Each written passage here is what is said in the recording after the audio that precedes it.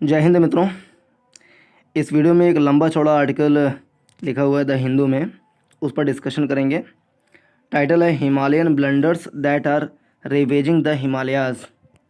और आर्टिकल की लंबाई कितनी है देखते हैं। ये दूसरा पेज चल रहा है, फिर तीसरा पेज है, ये लंबाई है इसकी। तो अध्ययन करते हैं और कुछ नई बातें इसमें से हम सीखने का प्रयास करते हैं। India's Himalayan region is being destroyed by greed, outstripping the need along with manipulative political, bureaucratic and real estate lobbies। ठीक है। Wonder struck by the beauty and the magnificence of the Himalaya, an ancient Sanskrit poet wrote। The Hindu Sanskrit का poet जो है उसको coat कर रहे हैं, ये तो अच्छी बात है। In 1000 ages of gods I could not tell you of the glories of the Himalaya.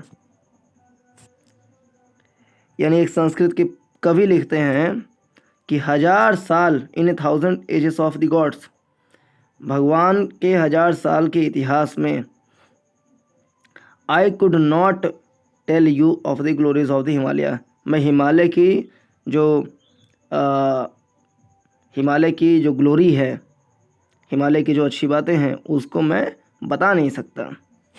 The snow covered peaks दो increasingly diminishing may still awaken the poet in us, but the barrenness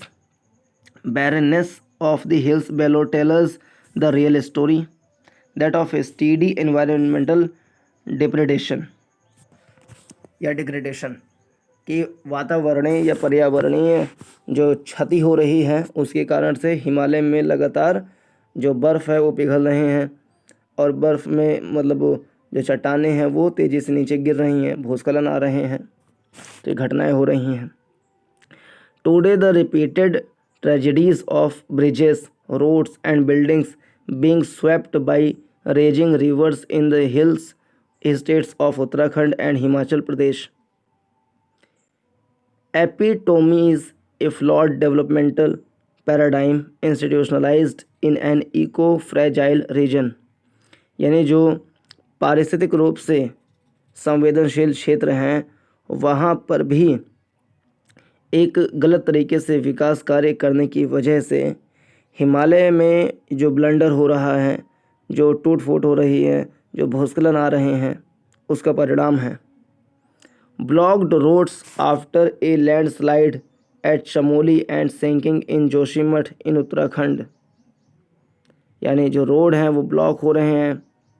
landslide जब चमोली में आया, चमोली वहाँ का एक ज़िला है, और चमोली में एक क्षेत्र है गैरसैंण, जो कि वहाँ की समर कैपिटल हैं उत्तराखंड के, और जोशीमठ जो है वो भी धंस गया था।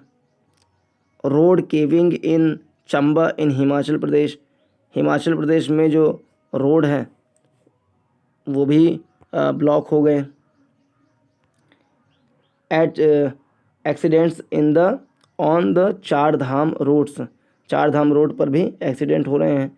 And deaths on the all weather road are reports that have become everyday news from Devbhoomi land of the gods. Road project bypassing the rules। In 2016 the Char Dham Mahamarg विकास परियोजना, a massive infrastructure project of 900 kilometer of road widening to double laning with a paved shoulder। तो चार धाम महामार्ग विकास परियोजना जो है, इसके through 900 kilometre की एक सड़क बनाई जानी थी जिसको डबल लेन किया जाना था। Design of 12 kilometre was implemented 12 metre was implemented in the Garhwal region and a short stretch of Kumaऊ in Uttarakhand। ये 12 किलोमीटर होगा। The project has claimed lakhs of trees and acres of forest land, यानी जो project है वो लाखों पेड़ों को काटना पड़ता उसके लिए, और बहुत सारे एकड़ ज़मीन जो वन हैं उनको नष्ट करना पड़ता। Many human and animal lifes, कई सारे मानव और जंतु जो जीव हैं उनको नुकसान होता। And also the fertile top soil of the fragile Himalayas, और जो हिमालय की टॉप सॉइल है और जो संवेदनशील हिमालय है उसकी अगर ऊपरी परत हट जाएगी तो वहाँ पे भूस्खलन की संभावना बढ़ जाएगी। द टन्स ऑफ मक generated have choked water sources, यानी टनों भर जो मिट्टी के कीचड़ हैं उसने पानी को चौक कर दिया, रोक दिया। By law A project of more than 100 kilometre needs environmental clearance, यानी लॉ के अनुसार 100 किलोमीटर वाला अगर कोई रोड है या उससे ज़्यादा का तो उसके लिए एनवायरमेंटल क्लियरेंस की आवश्यकता पड़ती है। But ambitious projects of tourism for tourism and plans that are the result of election agendas are time bound, यानी इलेक्शन के कारण से ऐसा आरोप लगाया जा रहा है कि इलेक्शन के कारण से रोड बनाए गए और वो हिमालय गिर गए। इलेक्शन के कारण की वजह से, सबके पीछे कारण जो है इलेक्शन है, तो रोड नहीं बनाओ, इलेक्शन आ रहे हैं तो कोई भी अगर कार्य किया जाएगा तो उसके पीछे मेन जो एम्बिशियस है, जो एजेंडा है वो है ये निर्वाचन, इलेक्शन। द हिंदू ऐसा मान रहा है कि अगर सरकार कुछ भी करेगी, छींक भी देगी, तो वो इलेक्शन आ रहा है इसलिए छींकी है। All laws of land are bypassed. In this case, this massive project was broken up into 53 small projects, each less than 100 kilometre long, यानी कि 100 किलोमीटर या उससे ज़्यादा का अगर प्रोजेक्ट है तो उसके लिए एनवायरमेंटल क्लियरेंस की आवश्यकता पड़ती है।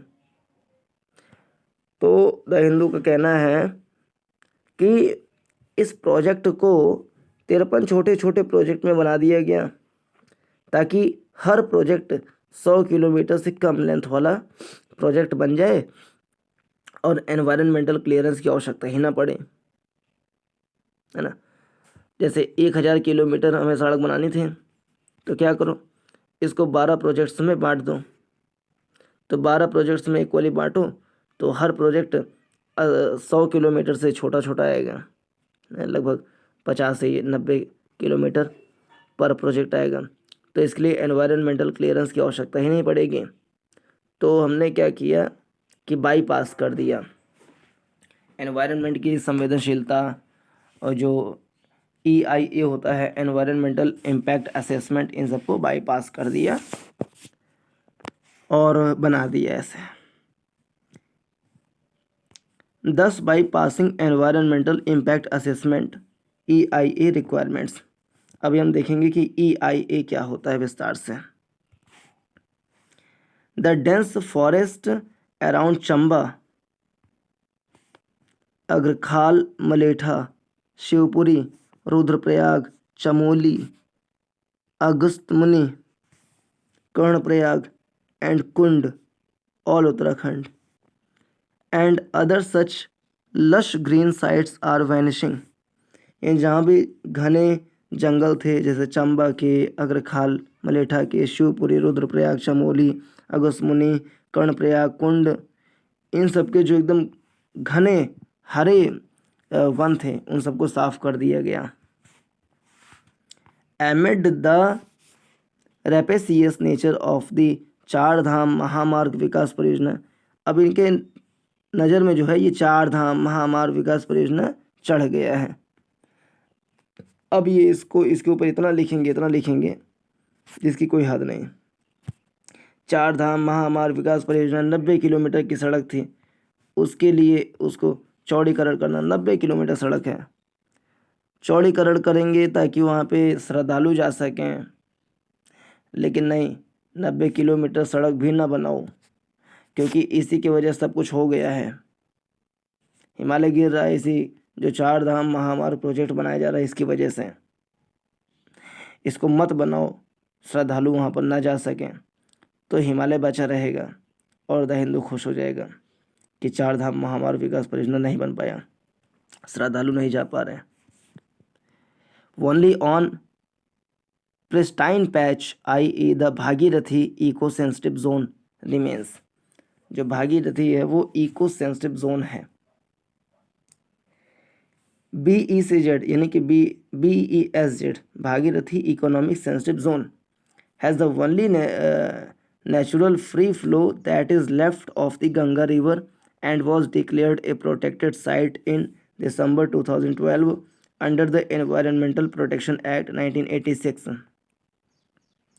तो एनवायरमेंट प्रोटेक्शन एक्ट 1986 के तहत भागीरथी इको सेंसिटिव जोन घोषित किया गया था। This stretch of approximately 100 kilometre could not be touched bye चार धाम महामार्ग विकास परियोजना project without an approved zonal master plan and A detailed EIA। तो इसके लिए अगर किसी भी क्षेत्र को एनवायरमेंट प्रोटेक्शन एक्ट 1986 के तहत इको सेंसिटिव जोन घोषित किया जाता है, जैसे कि सन 2012 में भागीरथी को घोषित किया गया था, तो वहाँ पर किसी विकासात्मक कार्य करने के लिए जोनल मास्टर प्लान बनाना होगा और एक डिटेल में EIA फाइल करनी होगी।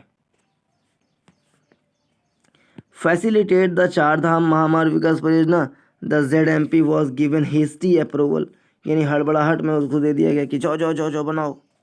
Negating the directions of even the supreme court of India, supreme court का जो दिशा निर्देश था उसको ताक पर रख दिया। The mandatory and detailed EIA was not done, ये सब नहीं हुआ। ये सब होता तो नहीं होता ऐसा कार्य, हिमालय नहीं गिरता। And finally the Bhagirathi eco sensitive zone monitoring committee's approval was overseen by most of the state's officials on the committee without any discussion or suggestions being made। ये द हिंदू पगला आ गया। 10,000 of deodar trees and kilometers of pristine mountain slopes face grave danger due to the same devastative DLPS road with न तो mountain का जो slope है, देवदार के पेड़ हैं, इन सबको काटा गया, इसीलिए गिर गया। Unanswered questions violations by widening hill roads to DLPS alignment, the Ministry of Road Transport is only contradicting its own notification, which says, however, challenges have come to the fore in adhering to these standards, i.e. DLPS. In the context of national highways and roads in hilly and mountainous terrains, these challenges arises on account of a destabilization of hill slopes and progressive damaging effect on road alignments and structures. It goes on to recommend the carriageway with shall be of intermediate lane configurations, i.e. 5.5 meter width, 18 feet, with 2 lane structures, 23 feet। मैं सोचा कुछ अच्छी जानकारी मिलेगा इसमें, बकवाह लिख रहा है पूरा। The Supreme Court itself took cognizance of this contradiction in civil appeal when a bench headed by Justice R. Nariman reprimanded in the ministry and directed implementation of its own notification prospectively and retrospectively in September 2020, but the government produce the reason of national security. National security का नाम ले लिया, जो है आतंकवादी को आने नहीं दिया देश में, नेशनल सिक्योरिटी का नाम ले लिया, कसाब नहीं आ पाया बेचारा। Eventually, a bench headed by Justice D.Y. Chandrachud in December 2021 permitted the government to do whatever it desired. No questions were asked. तो D.Y. चंद्रचूड़ जो हैं ये सरकार के चाकर बन गए हैं, क्या लग रहा है? द हिंदू ऐसा भी आरोप लगा सकता है कि D.Y. चंद्रचूड़ जो हैं ये तो मोदी भक्त हो गए हैं, ऐसा आरोप लगा सकते हैं। आगे लिख भी ना दिए हों कि D.Y. Chandrachud has become Modi भक्त। A review is called for as there are many unanswered questions. Why did the Defense Ministry, which wanted a 2-lane 7-meter with road in the first place, change its requirement to one of DLPS road with standard? बताओ, why is double-lane road with sufficient in the border areas while a so-called feeder road which is 80 km away from the border to BESZ region being widened to DLPS standard? बताओ, how is a vulnerable road with design that leads to unstable mountain slopes suitable for a strategic road? बोलो, बताओ. Why did the road transport ministry suggest a double lane? काहे को उसने कहा कि double lane बनाओ road with for BESZ but change its stance 2 months later? Why is BESZ road widening project being allowed in ये? Why was the Char Dham Mahamar Vikas Pariyojana implemented with DLPS road with when its own circular suggested otherwise? काहे को सारा विकास कार्य कर रहे हो, काहे को नेशनल सिक्योरिटी की बात कर रहे हो? When the Char Dham Mahamar Vikas Pariyojana was announced, only the core reason for a faster movement of vehicular training was stated. तो लू चलते गाड़ी सड़क पे एकदम पूरा भीड़ लग जाता है, ट्रैफिक जाम हो जाता, वो अच्छा रहता। फास्टर मूवमेंट कराने के लिए अपने रोड को चौड़ीकरण करा रहे हैं, ऐसे क्यों कर रहे हैं आप? नेशनल सिक्योरिटी की बात आप क्यों कर रहे हैं? सरकार डेवलपमेंट की बात क्यों कर रही है? सरकार ट्रैफिक जाम ना हो इसके लिए प्रयास क्यों कर रही है? ऐसा नहीं करना चाहिए था सरकार को। सरकार ने सुप्रीम कोर्ट के आदेश को, दिशा निर्देश को पालन नहीं किया है। D.Y. चंद्रचूड़ ने सरकार के पक्ष में फैसला दिया है। D.Y. चंद्रचूड़ जो है मोदी भक्त है।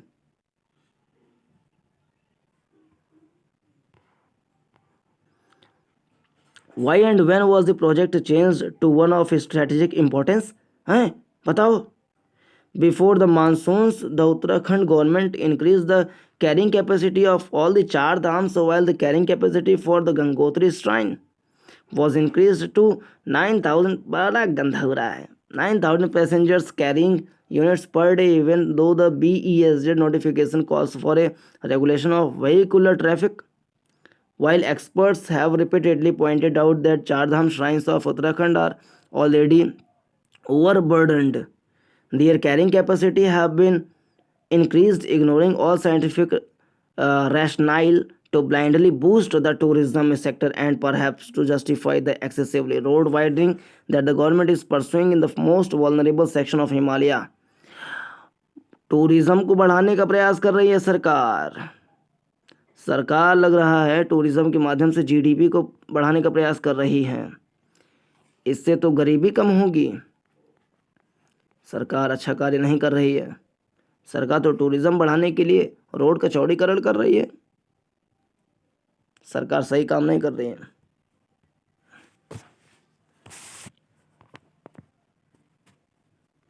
However, after the recent warning signals by Mother Nature, the state governments of Uttarakhand and Himachal Pradesh propose a reassessment of carrying capacity. Carrying capacity क्या होता है? वहन क्षमता। ये सब हम पढ़ेंगे। The Supreme Court too is setting committee for the same. देख लो, सुप्रीम कोर्ट भी कमेटी सेट कर दी है इसी विचार विमर्श के लिए। फिर वो सरकार के पक्ष में फैसला दे देगी तो हम कहेंगे कि सुप्रीम कोर्ट मोदी भक्त हैं। सरकार की विपक्ष में अगर फैसला दे देगी तो हम उसको लपेट लेंगे फिर तो। लेकिन अभी फिलहाल कमेटी गठित कर दी है तो खूब उछल कूद रहे हैं। देखो कमेटी गठित कर दी है, सुप्रीम कोर्ट ने कमेटी गठित कर दी है, but the larger question is whether the recommendations will be implemented और नॉट। लेकिन बड़ा प्रश्न ये खड़ा कर रहे हैं द हिंदू कि ये रिकमेंडेशन को इम्प्लीमेंट किया जाएगा कि नहीं किया जाएगा।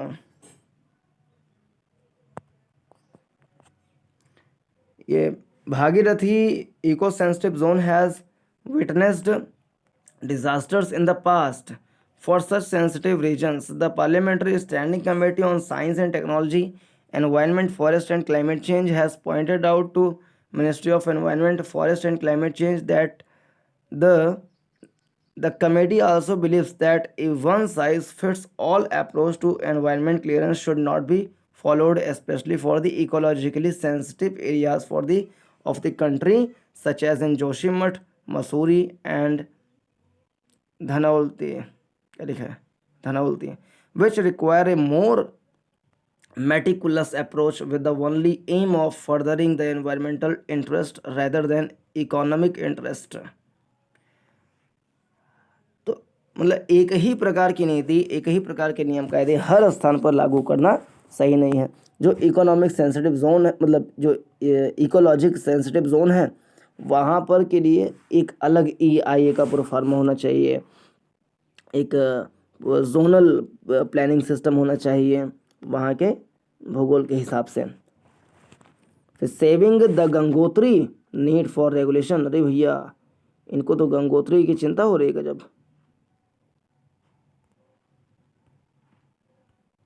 कह रहे सेविंग द गंगोत्री, गंगोत्री को बचाओ, रेगुलेशन की आवश्यकता है, रेगुलेशन के लाओ, गंगोत्री को बचाओ। One of the most challenging issues for the Ganga's rejuvenation is conservation of Gangotri glacier. Gangotri glacier को बचाना है तो इसके लिए संरक्षण करना होगा। Which is also the fastest receding glacier, जो कि सबसे तेजी से मतलब पीछे हटने वाला ग्लेशियर है। With an increase in vehicular movement and episodes of forest fires, black carbon deposits, carbon plus soot are rising on the glacier. तो क्या क्या कारण हैं इसके जो पिघल रहे हैं तेज़ी से? पहला कारण है कि यहाँ पे वाहनों की जो संख्या बढ़ रही है, फॉरेस्ट फायर हो रहे हैं, ब्लैक कार्बन के डिपॉजिट बढ़ रहे हैं, एस्केलेटिंग इट्स मेल्टिंग, जो कि इसको पिघला रहे हैं। Another standing committee report of March 2023 on water resource says black carbon absorbs more light and emits infrared radiation that increases the temperature. Therefore, an increase in black carbon in the high Himalaya contributes to the faster melting of glaciers. एक एक line पकड़ के लाते हैं कि खोज खोज के कि देखो हम सारा रिपोर्ट पढ़ते हैं कितना ध्यान से। Imagine the heating road-like effect of a 12-kilometer wide tiered road in the vicinity of this glacier. Greed outstripping need, along with manipulative political, bureaucratic, and real estate lobbies, is destroying the Himalayan forest and rivers and lives of local inhabitants. आगे मोदी जी के ऊपर कि political system अच्छा नहीं है, पूरी bureaucracy जो है वो भ्रष्टाचार ही है, रियल एस्टेट जो है लॉबी वो सब डिस्ट्रॉय कर दे रहे हैं हिमालय को। In the persistent debate of environment versus development of the hills, there is a very simple solution to all the chronic and acute problems that the hills face. Regulation लाओ, यही एकमात्र उपाय है। लाते तो हैं, मानते कहाँ हैं लोग। In BESZ the upgradation of roads to an intermediate road with that will have minimal environmental impact is the only possible and sustainable solution. If reducing a few meters of roads with helps ensure the conservation of the only pristine stretch of the Ganga and protection of the Himalayan, then we must make sincere effort to amend the plan. We live in times of the critical and unpredictable impact of climate change, events which call for prevention and conservation. Most importantly, no development can be sustained if it ends up destroying the main lifeline for millions of peoples and future generations. तो ये रहा इस video का discussion. पूरा देखने के लिए धन्यवाद। नमस्कार, जय हिंद।